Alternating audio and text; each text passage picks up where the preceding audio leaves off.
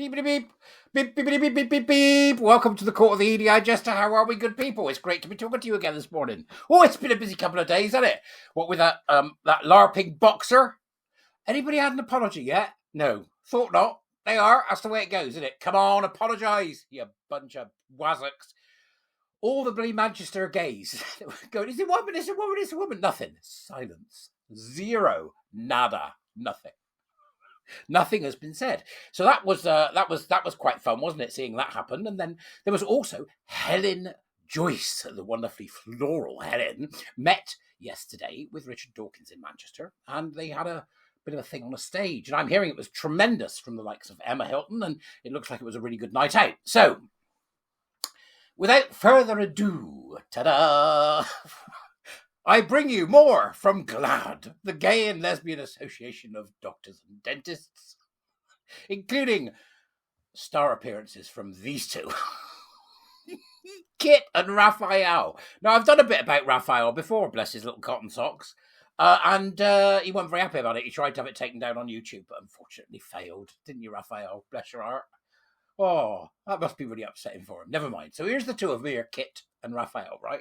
These two have written a missive, which they sent out to do with the cast review. Okay, so we're gonna do a kind of cold reading. I've been through it and highlighted a few bits and bobs. Let's see how far we get. But I've got the link in the doobries so that you can download it. It's hilarious, right? Okay, now so. The funny thing is, I think this pair and the other GLADD lot, they're in Manchester in November. Hey, Kit, Raphael, come for breakfast in the morning. We'll have a chinwag over at Wetherspoons. Come for breakfast in the morning. So they'll be here shortly, the two of them, I imagine, if they're coming up for the GLADD shindig. That's what GLADD was, you know. That's what GLADD used to be, a fun thing for gay and lesbian doctors and dentists. You know, Gobbleoposaurus and Lickalotopus. They get together, bit of a shindig, bit of a social. That's what it used to be. But I think over the last few years, they've been captured like every other organisation. So you end up with nitwits like these two doing things like this, right? So let's have a look what Kit and Raphael have come up with. And here it is, as you can see. Right, so the GLADD response to the CAS review. On the 10th of April 2024, the long-awaited final report of the CAS review was published. As the UK's only organisation representing LGBTQ plus doctors and dentists, we have carefully considered issues raised by the report and its reception in the following response. Interesting there. As the UK's only organisation, right, so as an organisation that represents a few doctors and dentists, that's what I would say that should say. It doesn't. And then it says, over the coming, I think this came out yesterday, over the coming months, critical appraisal of the CAS review will occur. What do you mean? What are you talking about? That's been done. Been done. All they managed was one nonsense paper from York or somewhere. Just insane. Oh, by the way, become a word teacher. Buy me a coffee. The usual. Yep, if you can help out, please do.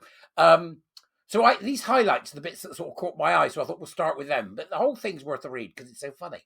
Whilst we await the response from the academic community, we've had the response from the academic community. It's called the CAS review. It is important that we do not take the review's conclusions as irrefutable fact. Oh, is it now? Right, okay. Oh, one of the single best examples of how to do a systematic review, and they say it's important we don't take the review's conclusions as irrefutable fact. You know why? Because they're not interested in fact. What they're interested in is fiction. Okay? Particularly those made from recently published systematic reviews. The highest level. Don't listen to the highest level of academic achievement. All right, okay. It is imperative that policymakers take into consideration any subsequent concerns, methodological or otherwise, while implementing recommendations. Methodological or otherwise? What are you talking about? It doesn't even make sense. Right. We are concerned, it says here, we are concerned that what we believe to be an ingrained bias against the autonomy of trans people throughout the narrative text. Well, there's no such thing. We're not interested in narrative text, guys. Kit and Raphael, what are you talking about? It's like you've got degrees in the humanities rather than medicine. Oh, guess what? Right. We know that similar concerns have been raised by other recent appraisals of the report. We therefore advise caution when interpreting the narrative. It's not a narrative. We aren't telling stories, boys. Have you read the CAS review? I have. What did you think? Well, I thought the narrative arc was extraordinary. Which bit did you like? Oh, I like the bit where Mrs. Danvers tried to throw Rebecca out the window. You haven't read it, have you? No. Clowns! Ingrained bias. To ensure positive and constructive service for gender diverse and gender questioning children and young people. No. Okay? Positive and constructive. What we want is a service that understands what's wrong with them. It's not about them. It's about the fact that they're unwell. Just unbelievable. So they've gone on to talk about general comments and pathologizing. Look at this. In this statement, we will not engage in direct critical appraise of the mythology of the review. No, I bet you won't. You know why? Because you can't. There's nothing for you to critique. We do not feel that as a committee we have sufficient expertise to do justice to such evaluation.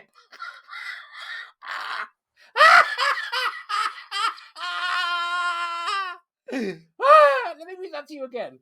In this statement, we will not engage in direct critical appraisal of the methodology of the review. We do not feel that as a committee we have sufficient expertise to do justice to such evaluation. This is just one long sentence that says, please take into account, we don't know what we're talking about.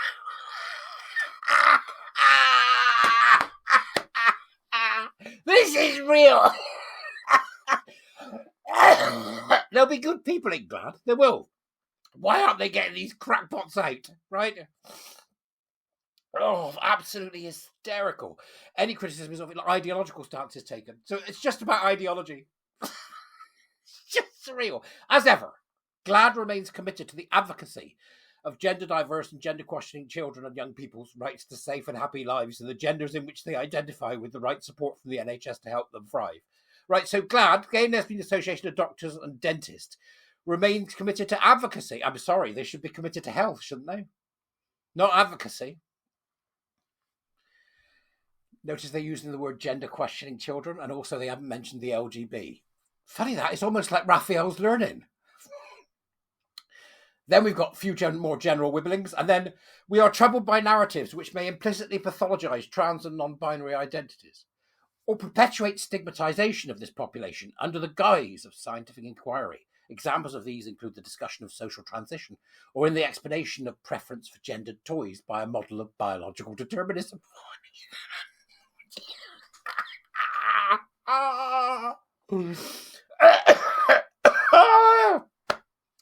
So what they're saying is that there's the biological determinism bad, right? Made up social constructionist bullshit is good. I think the biologically determined idea that you're male and female trumps your social constructionist bullshit narrative, don't you? Do you? Right, okay. Maybe not. Right, this undermines the legitimacy of the review. It's talking about autonomy. If you don't let people, be autonomous and tell you who they are, and then you give them the medicine that they've asked for, this undermines the legitimacy of the review and risks it being weaponized against gender diverse children and young people, those who advocate for them and those who work towards equitable healthcare. There you go. This is a purely ideological statement from the boys. It's just absolutely insane.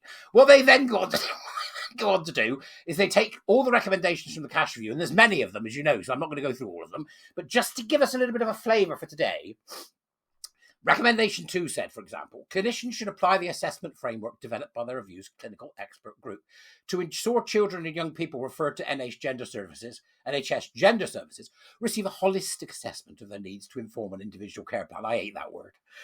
Not care plan, holistic. This should include screening for neurodevelopmental mental conditions, including autism spectrum disorder and a mental health assessment. The framework should be kept under review and evolve to reflect emerging evidence. And it says here, GLADD could support this recommendation, provided that steps are taken to ensure that a young person who receives a diagnosis of a neurodevelopmental condition is not prevented from accessing appropriate care for gender incongruence. In other words, they're saying we would support it if it didn't say what it says, and actually said the exact opposite. It's utterly surreal. Utterly surreal. Let's go to recommendation 4. When families, carers are making decisions about social transition of prepubertal children, which we know is iatrogenic, it's incredibly damaging, services should ensure that they can be seen as early as possible by a clinical professional with relevant experience. This is to stop it from happening, right? Because we know it sends them loopy. GLADD could support this recommendation, provided that steps are taken to avoid this being used as a means by which healthcare services seek to gatekeep decisions about social transition. In other words, the fact that we found that social transition is harmful is getting in GLADD's way. Here, they found social transition is harmful. Have they? Where? That Catwoman. Really? We can't have that. No, let's do our own response to this medical nonsense. Just insane. Just insane. Social transition is iatrogenic. It is dangerous. They know that, but yet they've written that because they are ideologically captured. They live in their own little bubble. And they'll be out of the little bubble in Manchester in November. Hey, Kit, Raphael, come for breakfast, kids. Then we move forward to another one and do one more. Right. Recommendation 6. The evidence-based underpinning medical and non-medical interventions in this clinical area must be improved. Following our earlier recommendation to establish a puberty blocker trial, which has been taken forward by NHS England, we further recommend a full programme of research be established. This should look at the characteristics, interventions and outcomes of every young person presenting in the NHS Gender Service. Now, you know and I know that most of us are against this trial. It cannot be allowed to go ahead. The puberty blocker trial should be part of a programme of research which also evaluates outcomes of psychosocial interventions and masculinizing, feminizing hormones. Consent should routinely be sought for all children and young people for enrolment in a research study with follow-up into adulthood. GLADD could support this recommendation, provided that steps are taken to ensure that standards of care are not compromised for those who do not enrol in research studies. Well, if they enroll in a research study, they're not getting it. They don't understand the report they're critiquing. It's utterly my worry is, right, that there's some good peeps in GLADD. There's bound to be, right? Good doctors, good dentists. They're making you look like fools. Get these clowns out, right? Recommendation 7. Long-standing gender incongruence should be an essential prerequisite for medical treatment, but there's only one aspect of deciding whether a medical pathway is the right option for an individual, to which GLADD responds, GLADD could support this recommendation, provided that steps are taken to appreciate that overt gender-related distress can manifest in different ways across different circumstances. For example, culture and neurodiversity. Guidelines must allow for individualized care decided by a multidisciplinary team, wait for it, in partnership with patients and families, right? That's what it's saying, except it's not going to have the outcomes you want, and you know that, and that's why you can't support it. Is it me, or is this not surreal? It just gets more surreal as you go on, right? Then you've got the recommendation that says they should review the policy on masculizing, feminizing hormones. The option to provide them from age 16 is available, but the review would recommend extreme caution. Now, for them to say they extreme caution, they're serious. There should be a clear clinical rationale for providing hormones at this stage rather than waiting until an individual reaches 18. Now, GLADD does not support this recommendation. The report does not provide sufficient details as to an alternative policy. There is no alternative policy. That just means we don't like this. Here, have you read recommendation 8? Yes, awful in there. Just what do you want to say? We don't like this? No, that won't wash. What do you recommend? GLADD does not support this recommendation. The report does not provide sufficient details to an alternative policy. Genius. Recommendation 9. Every case considered for medical treatment should be discussed at a national multidisciplinary team, an MDT, hosted by the National Provider Collaborative, replacing the multi-professional review groups that were already in existence. GLADD could support this recommendation, provided that steps are taken to ensure that significant delays to care do not occur as a result. So in other words, they don't even see it as part of the care package because they don't want it to get in the way of giving them the hormones and get them on that scalpel-driven table, eh? How do we get them act up? Just make everything else seem like a delay. Got it? It's just insane. Absolutely insane. Recommendation 10. All children should be offered fertility counselling and preservation prior to going on the medical pathway. GLADD could support this recommendation, provided that such counselling is factual, neutral, and does not aim to influence a person's autonomy. So what they're saying is the fact that they're going to be infertile should not get in the way of them hacking their bodies up or filling them with dangerous drugs. Honest to God, Kit and Raphael, you really are beyond the pale. Breakfast, November, when you're in Manchester. It goes on and on and on. I've got some stuff highlighted here. You'll find when you look at the actual PDF, which I've got, links from elsewhere down in the Dubras, that they've already highlighted in red and green what they agree and disagree with. They've done it for you, which is very kind of them. So you can go and have a look. And it just goes on and on and on and on and on and on and on and on. Somebody's actually sat down and done this, by the way, right? Here's one that's a bit sort of like, Elijah Father. Recommendation 23. NHS England should establish follow-through services for 17 to 25-year-olds at each of the regional centres, either by extending the range of the regional children and young people service or through linked services to ensure continuity of care and support at a potentially vulnerable stage in their journey. This will also allow clinical and research follow-up data to be collected. GLADD does not support this recommendation. GLADD supports the recommendation of a linked service to transition into adult services, but oppose the possibility of expanding the age range of the children and young people service to 25, right? So what they want to do, they want to get them before they can change their minds.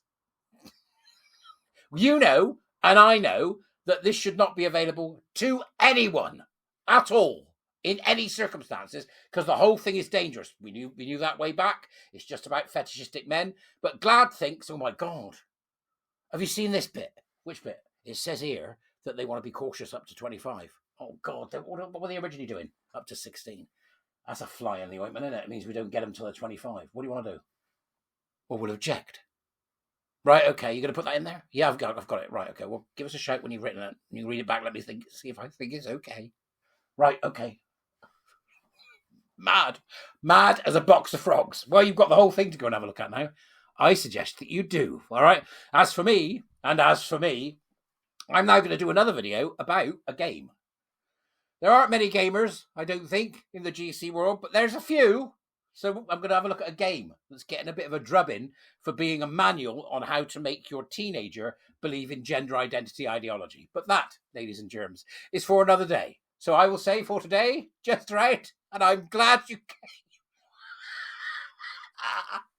Go well. Bye-bye.